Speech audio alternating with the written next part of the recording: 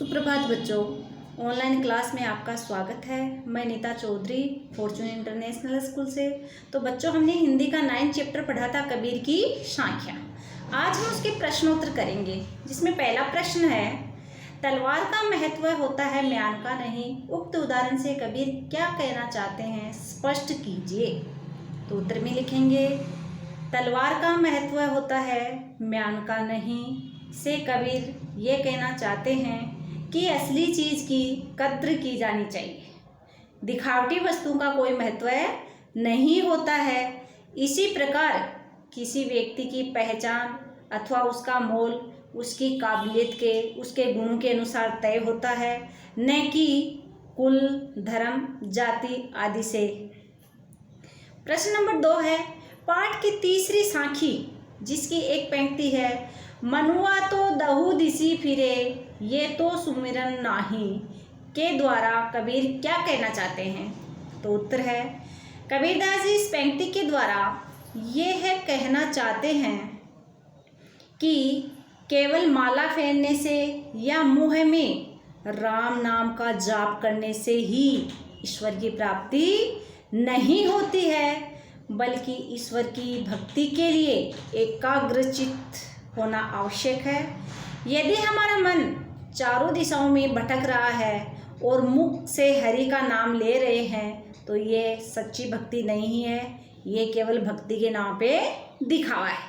इसमें कबीरदास जी ये बताते हैं कि जब हम भगवान का स्मरण करते हैं, भगवान की भक्ति करते हैं, तो हमारा ध्यान सिर्फ भगवान की भक्ति में ही होना चाहिए, इधर उधर नहीं भटकना चाहिए।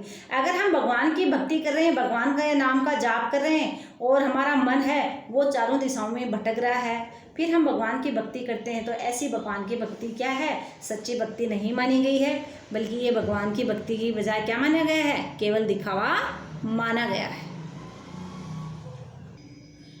प्रश्न नंबर 3 है, कबीर घास की निंदा करने से क्यों मना करते हैं, पढ़े हुए दोहे के आधार पर स्पष्ट कीजिए। तो उत्तर में लिखेंगे बच्चों, कबीरदास जी ने अहंकार का मतलब होता है घमंड। कबीरदास जी ने अहंकार वश किसी भी वस्तु को हीन या तुच्छ नहीं समझने का विरोध किया है, क्योंकि एक छोटी से छोटी वस्तु भी हमें नुकसान पहुंचा सकती है। घास के माध्यम से कबीरदास जी ने इसे स्पष्ट किया है,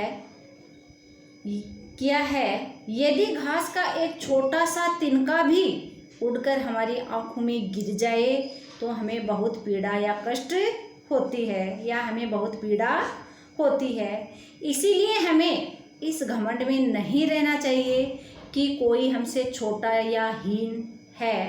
हर एक में कुछ न कुछ अच्छाई होती है, अतः किसी की भी निंदा नहीं करनी चाहिए। मतलब कबीरदास जी कहते हैं कि हमें अहंकार में किसी भी वस्तु को हीन या तुच्छ नहीं समझना चाहिए, क्योंकि एक छोटी से छोटी वस्तु भी होती है, वो भी हमें नुकसान पहुंचा सकती है। जैसे घास है का जो तिनका है वो छोटा है, लेकिन जब वो उड़कर हमारी आंख में गिरता है तो हमें बहुत पीड़ा होती है, हमें बहुत कष्ट होता है। इसीलिए हमें इस घमंड नहीं करना चाहिए और किसी को भी हमें छोटा या कमज़ोर नहीं समझना चाहिए।